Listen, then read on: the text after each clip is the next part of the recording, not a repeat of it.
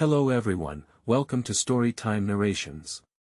Tonight's story is entitled The Ripple Effect. Enjoy listening. Emma Lawrence was always moving. At 28 years old, her life in the bustling city of Vancouver was a whirlwind of meetings, deadlines, and social engagements. She worked as a project manager at a marketing firm, and while her career was progressing quickly, something was missing. She often found herself staring out of her apartment window at the city lights, wondering why the success she had achieved felt so hollow. It wasn't until one cold winter evening that her life changed direction. Exhausted after a grueling day, Emma found herself scrolling through old photos on her phone. Among pictures of work events and dinners with friends, she stumbled upon a photo of her and her grandmother from 5 years ago. They were sitting on a bench in a park, laughing over something long forgotten. Emma could see the warmth in their eyes, and it struck her like a bolt of lightning. Her grandmother, who had passed away 2 years ago, had been her guiding light, the one who always told her that life was about making a difference, not just making a living. Emma put her phone down and sighed.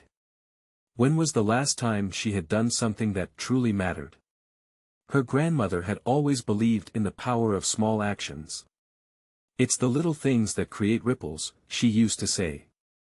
"You never know how far they'll travel." Inspired by this memory, Emma decided to do something she hadn't done in a long time: slow down. The next day, instead of rushing to work, she left her apartment an hour early and walked. She didn't put her headphones on or check her phone for emails. She just walked, noticing the world around her, something she hadn't done in years. The crisp morning air, the sound of birds chirping, and the sight of the sun peeking over the buildings filled her with a sense of calm. As she walked, Emma noticed a small community garden tucked between two buildings. It was the kind of place that she had passed by 100 times without a second thought, but today, it caught her eye. An elderly man was crouched over one of the garden beds, tending to the plants with care. Intrigued, she walked over. "Good morning," she greeted him with a smile. The man looked up, surprised but pleased. "Good morning, young lady. Beautiful day, isn't it?" Emma nodded. "It really is. I've never noticed this garden before. It's lovely." The man stood up and wiped his hands on his pants. "It's a little hidden gem in the city. I've been tending to it for years now. It brings a bit of nature into all this concrete." They talked for a while, and Emma learned that his name was Mr. Thompson. He had been a retired teacher for over a decade, and the garden was his way of staying connected with the community. Before she left, he handed her a small sunflower seedling in a pot.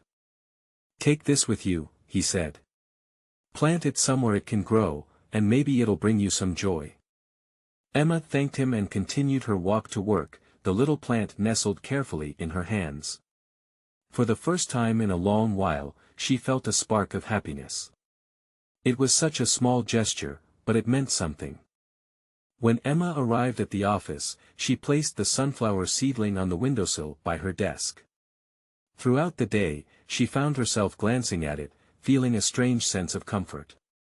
That evening, she took the seedling home and planted it in a pot on her balcony. She promised herself that she would water it every day and watch it grow. As the weeks passed, Emma began to change. She made time each morning to walk to work, greeting people she passed, and stopping to chat with Mr. Thompson whenever she saw him in the garden.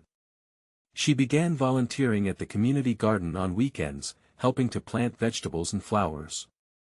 She found herself more engaged at work, too, not because she was working harder, but because she felt more connected to the world around her.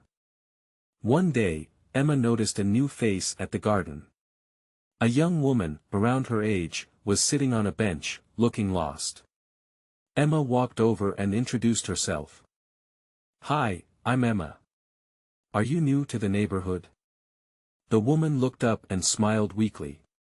"Yeah, I just moved here last week. I don't really know anyone yet."